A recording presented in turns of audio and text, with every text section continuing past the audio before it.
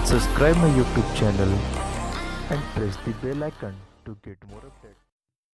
5, 4, 3, 2, 1. Start. I am thankful to you for having giving me this opportunity long last to say a few words on the budget.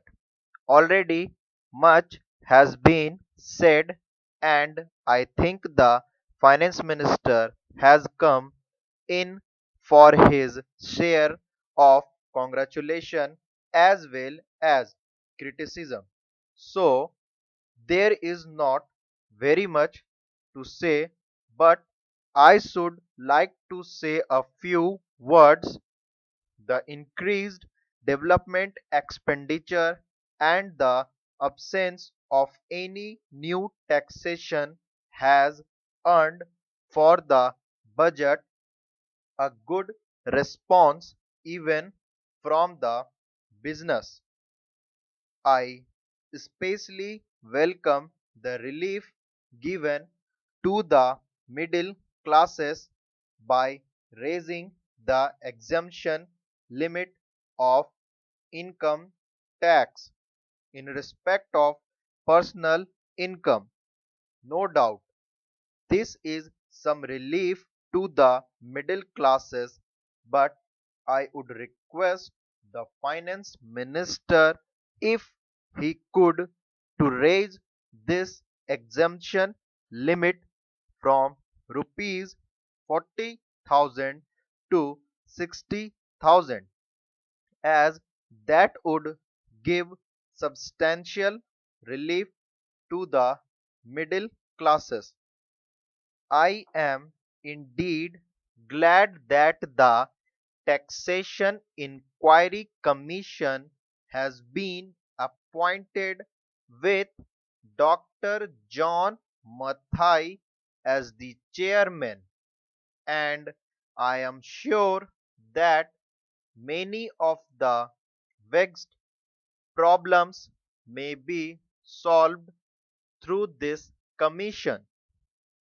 At the same time, I would request the finance minister to put off the state duty bill for the present, since this inquiry commission has been appointed and they may go into this question, for I feel that it is not an opportune moment to put on more taxes on the people. Already, as Mr. Gadgil has pointed out, there are so many taxes on the people. The people are overburdened by taxes, and they are just trying to recover their stability. So, in regard to state duty, I would ask him to consider about it.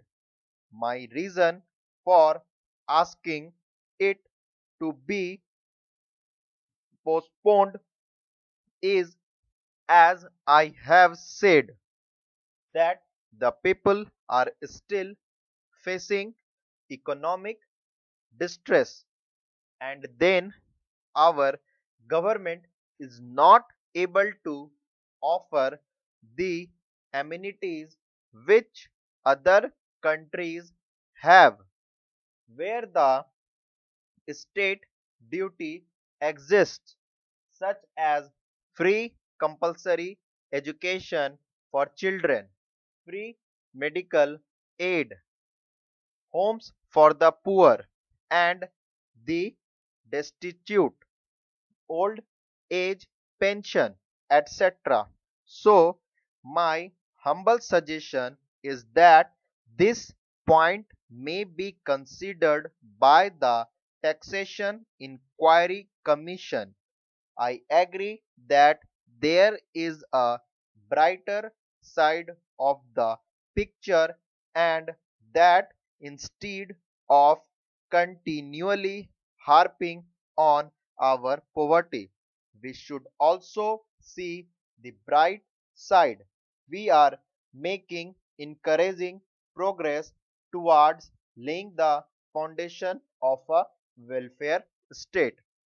With the cooperative and all the implementation of the 5-year plan, I am sure, sir, that we should be able to lay the foundations and fulfill the dreams of India.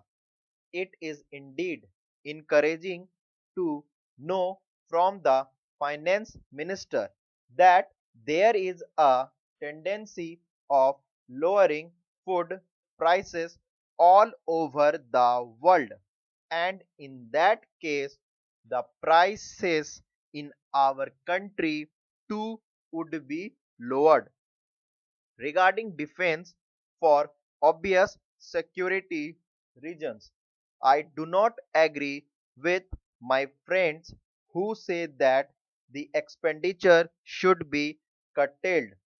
It is not advisable to take any undue risks and slacken the defense arrangements. Indeed, defense is one of our valuable assets. Although strange to say, there seems to be adverse opinion in some quarters. I agree with what General Karyappa once said, that God and army are remembered only when there is trouble.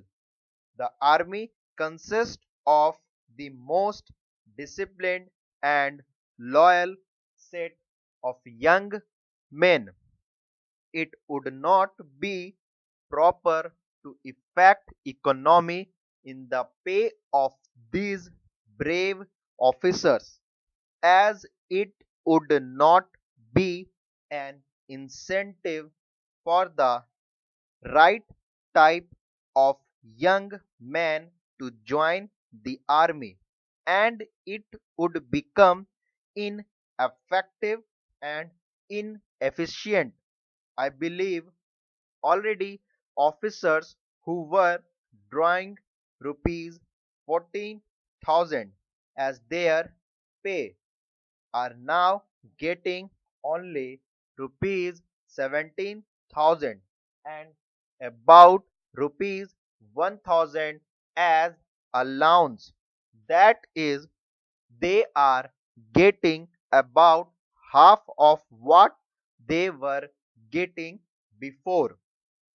It is very hard for those officers on field duty to establish separate establishments for their families and for their children. And I would especially appeal to the finance minister to see that the family allowances may be restored to those officers who are on field duty. Economic in army could be affected in other ways. There is a scope for more efficient operation of defense industries, which process seem slow, and purchase policy of utilizing goods and stores indigenously manufactured. Preference should be given to country made war material such as could be produced here, and they would be cheaper than foreign made goods.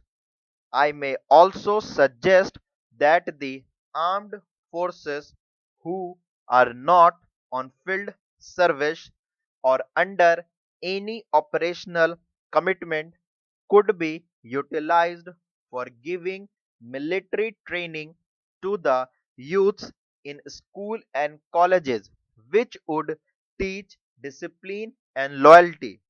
The university authorities should make military training as a part of their compulsory education, just as they have adopted social, domestic, and political science.